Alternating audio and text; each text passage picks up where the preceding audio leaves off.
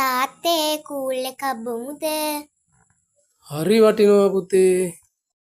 කවුද හැදුවේ? අම්මා තාත්තේ.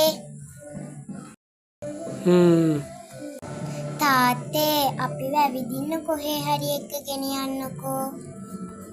ඇවිදින්න? මොකෝ හදිස්සියෙම? අපේ යාළුවෝ ඔක්කොම ඇවිදින්න යනවා කියනවා තාත්තේ. පෝය නිවාඩු. පුතේ අපි කොහොමද පන්සල් යනවනේ. පන්සලටම යන්නේ ඇයි තාත්තේ? පුතේ පෝය නිවාඩුවට පන්සල් ගිහිල්ලාම තමයි වෙන යන තැනක යන්න ඕන. 12 පෝය බෞද්ධයන් වන අපට හරි විශේෂයි. ඊට පස්සේ අපි යන තැනක යමු.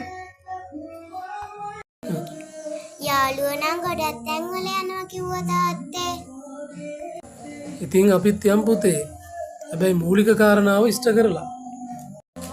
උදේම පන්සලට ගිහිල්ලා කලුතර බෝධියට ගිහිල්ලා වන්දනාමාන කරලා ඊට පස්සේ ඉතින් පුතාලා කියන තැනක ඇවිදින්න යන්කෝ. හා තාත්තේ ඔයා නම් මගේ හොඳ තාත්තා. මං දැනගත්තා රසට බීමෙක්කුත් හදාගෙන එද්දී.